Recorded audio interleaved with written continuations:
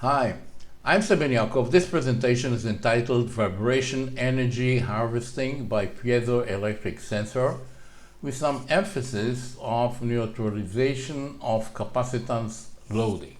Now, what is piezoelectricity? It was discovered by 1880 by Curie, been used using natural material like quartz as sonars, microphones, and other applications. In 1940, piezoelectric ceramics was invented or developed, and then we started to see powerful sonars, systems for ignition, transducer, buzzers, speakers, and motors, actuators. And I'm going to emphasize in this presentation energy harvester. So what is a piezoelectric effect? If we have a piece of piezoelectric material, there is a relationship between the electrical field and the stress and strain of the material. So if we impose the voltage, it'll sort of stress the material. It'll either one polarity, it'll be one way, and then the other polarity will be the other way. And then if we impose a mechanical force on the material, then it'll generate a voltage. So it is sort of a bidirectional effect. And if I have two pieces which are polarized in order to enhance the piezoelectric effect, then there are two ways of polarizing it. It's one way or in the opposite way. Then what will happen is that if I impose a voltage, then this piece will sort of extend and this will shrink. So it'll sort of bend, and the same thing goes here.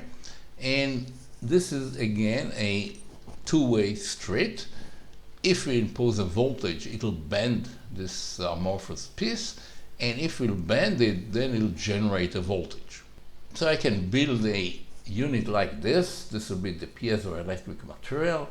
Here the connection. This is just a band to enhance the movement here. It's a mass here. And then again, if I impose a voltage here, feed the voltage here, it'll bend the band. It'll be AC, then it'll vibrate. And on the other hand, if I'll vibrate this whole thing, then I'll get a voltage coming out of it. And to enhance the movement and also change the resonant frequency, I can add a mass here. So the vibrating here, this whole thing will vibrate. And if I'll vibrate it close or add the mechanical resonant frequency, I'll have maximum power output coming out of here.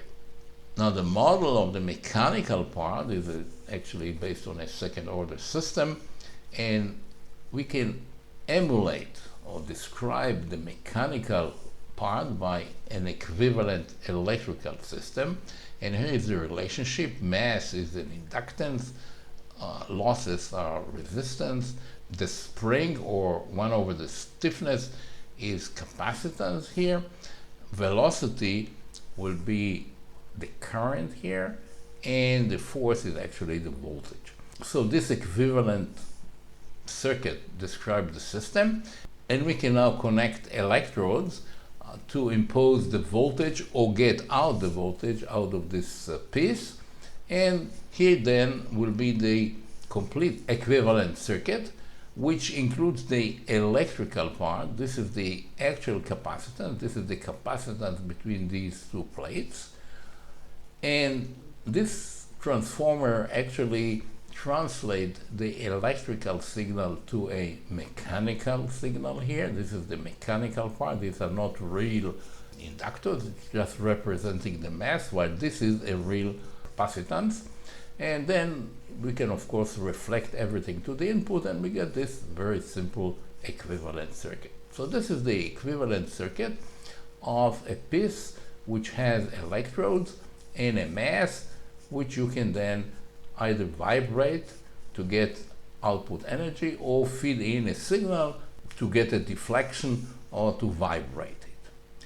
So this circuit now can be used to analyze the behavior of a unit like this. And of course, since this is a resonant circuit, then say when we are feeding in a voltage, at a given frequency, maximum current, and therefore maximum movement will be when we'll be at a resonant frequency, and vice versa. If we'll vibrate the mechanical part at resonant frequency, we get the maximum current, which will be an output here, and this is then this equivalent current that comes out of this piezo representing it. Now, it is shown here as a constant current. It is not, because as you load it, the deflection will be affected. But as a first approximation in the analysis, we assume that this is a constant current.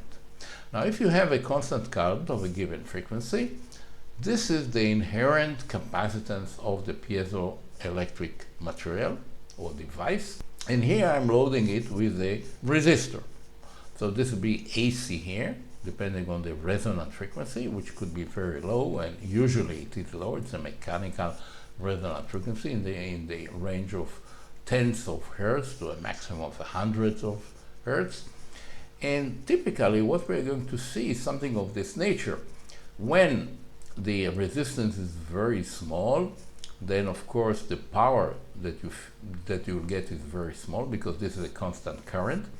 And then as you increase the resistance, you have higher and higher power up to a point.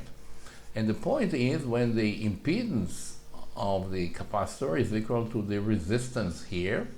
Beyond this point, if you increase the resistance, then most of the current will actually be passing through this capacitor, and therefore you'll get less and less power. So there is an optimum resistance, which is this equivalency between these impedances, in which you'd like to work in this particular case. Now, normally we would like to have a DC at the output, so we'll have a rectifier. But being a capacitive filter here, then obviously we'll get output current only when the voltage reaches the output voltage. Only then we'll have the current coming out of this thing. So only this part will have actually a useful current coming here to the load. So it's clear that the capacitor is playing an important role here, and it's actually disturbing, and it's sort of stealing current here wastelessly, while you'd like to have the current going to the load in both cases. I mean, in this case, and certainly in this case, the capacitor is something that you like to get rid of. Now, what will happen if you not have the capacitor? This will be excellent, because then all the current goes out here. So this is the current that you'll get, as opposed to the case with the capacitor. So it has a much higher power. Now, theoretically, if you'll increase the resistance higher and higher, you'll get higher and higher power, because this is a constant current, and obviously I square R is the power, and very large resistances will give you very high power. But as I've said, there is a limit here, which I'm not showing in this picture, and that is that if the voltage starts to build up a lot, this current actually will go down. But for the range of interest, usually we can consider this to be a constant current. So how can we get rid of this capacitor? This is the issue of this presentation, actually. And there are some clever ways to do that. And let me start off with a very simple way, which is not practical, and that is to put a resonant inductor. So if you put an inductor, and this will be at resonance, then of course you will eliminate the effect of the capacitor. But since the frequency is low, and the capacitance is in the tenths of the nanofarad range, it turns out you need the inductor which is extremely large, and the resistance of which would be large, and so this is impractical. So there are some other ways. Let me start off to explain behavior of a capacitor while charging and discharging, and then we'll see how we can eliminate, in fact, the effect of the capacitor.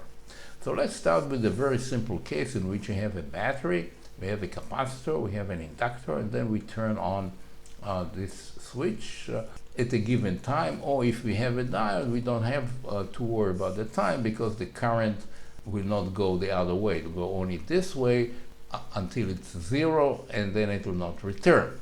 So let's assume that we have a switch here.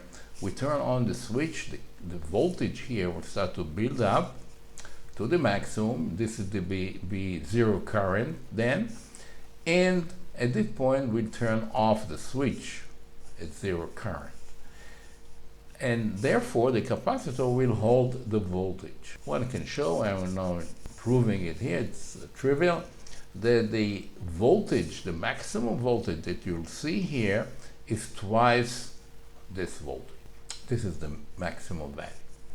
Now, if we do have a capacitor which is already charged, a given voltage, I can analyze it by going back to this example, and I'm doing it this way. I'm sort of representing the charged capacitor as a capacitor with 0 voltage plus a voltage source in series.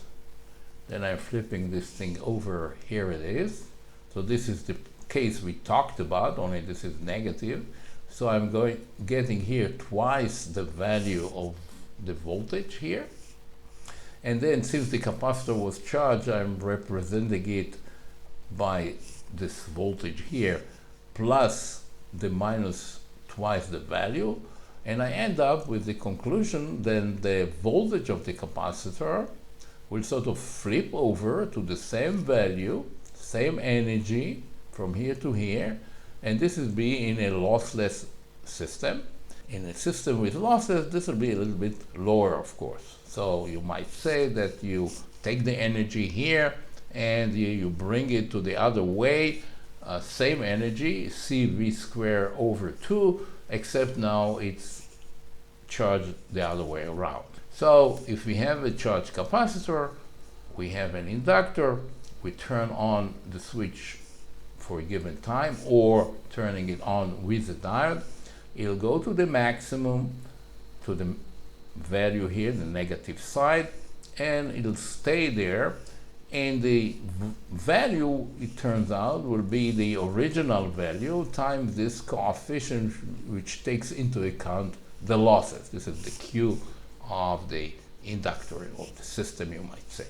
So if I have now a piezoelectric element with a current charging the capacitor, and as the capacitor is getting to the maximum, I'll flip it over, and then it'll go on charging, I'll flip it over. So I'm accumulating a lot of charge, and I'm not wasting any of the current. All the current is actually used to charge the capacitor higher and higher. But then, as I charge it higher, I can actually now connect a load so that as this voltage goes high, then it'll reach the output voltage. So the current, the excess current, will go here. Once the current of the source goes to 0, the voltage will start dropping, and then I'll flip it over, and again the current will actually go to the input, except now it'll be negative here, but due to the rectifier it'll be positive too. So this is actually the current of the source.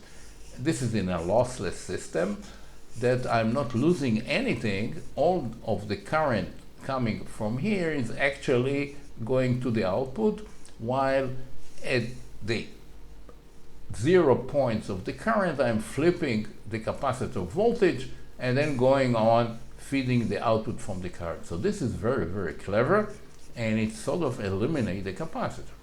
So this is one way to go. Another way to go is to add a active rectifier built around MOSFETs, such that, say, when we have a high voltage, then it will turn on this MOSFET and this MOSFET, so it'll go this way, and of Of course, when this will be negative, then this pair will be on. So if the input voltage is higher than the threshold, and of course has to be lower than the maximum voltage of the gates, then I'm gaining here losses, so I'm not losing that much because the voltage drop on the MOSFET could be very low depending on the RDSO. So this is a clever way to improve it. But then I can go another way. Rather than flipping the capacitor on itself, I can flip it by actually connecting it to the output.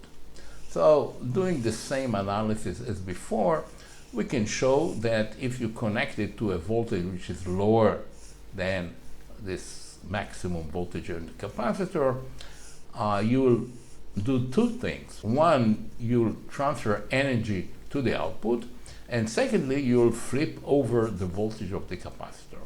So here is this implementation. In this case, we are turning on this switch, momentarily transferring a power to the output and flipping this, and then again some energy is built up here, and then we close the switch and we have a negative current, but through this rectifier it's becoming positive, so we are sort of pumping energy from here to here. So this is a series type of a active rectifier. Now, using these ideas, some actual system has been built. There have been many papers on the subject, and I'm showing here first of all one of my papers done with Nathan Kirheli, which was a master student at the time. And here is this general description of the system. This is the piezoelectric element. This is the inductor for flipping. Here are the switches. Here the diodes, so that we don't have to worry about the timing. And the way it works is the following. We are looking, here it is, we are looking at the maximum when the current starts to change direction, then the voltage will start dropping, and we take the derivative here, this is the derivative, and this derivative will activate the switches. And then again, when in this case the voltage starts to, when this is negative, then becomes more positive because the current is about to change direction, then it will flip over again. Now here is the analysis of the losses, which I'll not go into detail, you can look up the paper. And here is an example of actual implementation. This was done by a piezoelectric transducer element that was activated by another piezoelectric driven by an AC source. So this is vibrating and causing this to vibrate too, and here it's producing a voltage. We have here a comparator which is looking at the derivative. So this is actually the derivative of the voltage, and this then goes one way or the other, turning on and off these switches. So one is a P channel, one is an N channel, and accordingly one will be turned on or the other, and it'll flip the voltage across the capacitor of the transducer, not shown here of course, it's inside the transducer, and then after the flipping, current is going to the output. And here is an example of the implementation. Let's have a look at this thing.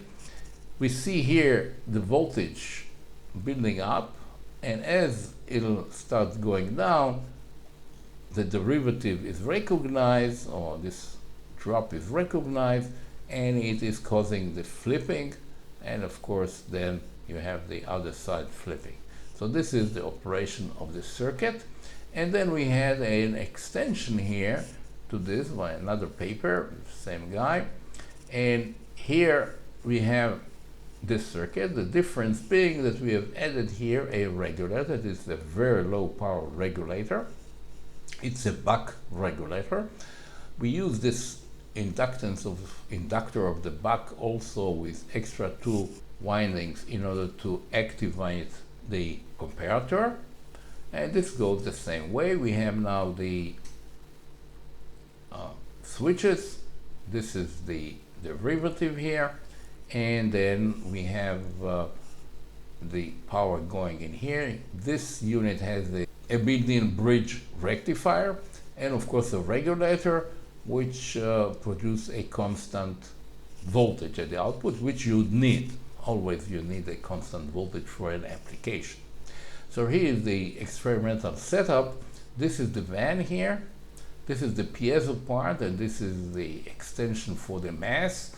It's vibrating, and here are some results. We see the result for two output current. One is 100 microamp, another is 200 microamp, and the stabilization is 1.8 volt.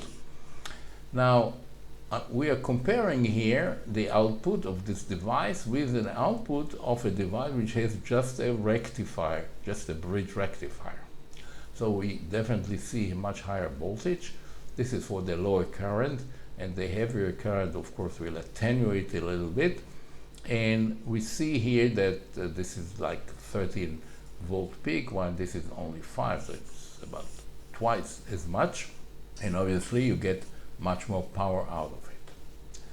Now, since we have published our publication, there have been many other publications. Here's one from, I guess it's 2012, and it's a clever circuit because it is incorporating both the flipping and the rectification in one unit. So let's have a look, how does this work? So we start with the current coming in, the positive part of it. It will charge here the voltage a bit, and consequently this capacitor will follow the input because it's like a follower here.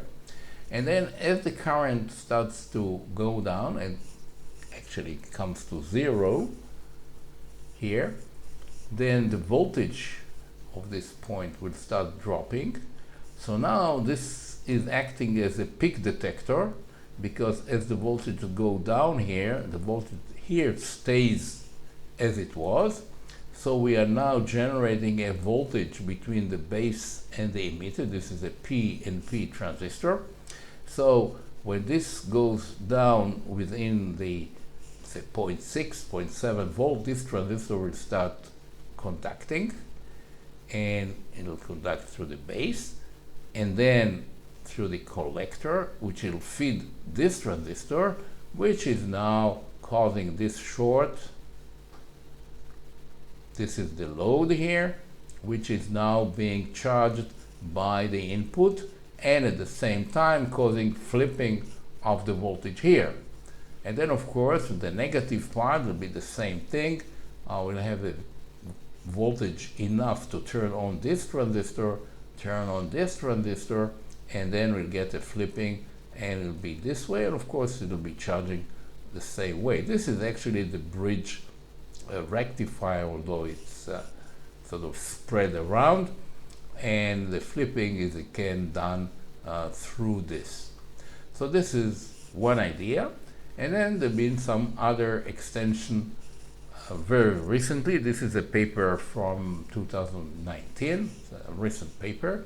Now we're talking about an IC, integrated circuit, implemented, and the system composed of the rectifier, a DC-DC converter, and the load section. Now the nice thing here is that here we have an algorithm for the DC-DC converter such that it will look for the maximum power point. As we have seen, the optimal power transfer will be at a given optimal resistance, so we can mimic an input resistance by changing the duty cycle, so we can look for the maximum value of the power, and the extra energy will be stored, say, by a large capacitor or a battery, and then it can be used later on to the load. So there is an algorithm that is looking for the maximum power point and settling to this point to get maximum energy from the unit. So here's a little bit more detailed diagram. This is the piezoelectric element. This is the rectifier, buck boost, and the algorithm for actually changing the duty cycle. And here is a more detailed layout here. The piezo, the inductor, which is of course external, for flipping the voltage, a rectifier, active rectifier. This is the DC to DC section, and this is all gates and driver for these transistors. This was implemented as an IC, which has the various part of it. And here are some results. Let's have a look at here. We see that if you change the frequency, the magnitude is changing, but the unit is capable of tracking the maximum power point, and this is the efficiency of tracking, which remains about constant. And as you can see, we are talking about power level of 240 microwatt. This, of course, depends on the level of mechanical excitation of the unit, obviously, and the type of the unit that you are using. This is not something universal. It's related to the experimental setup in this case. So this brings me to the end of this presentation. I hope you found it of interest, and perhaps it will be useful to you in the future. Thank you very much.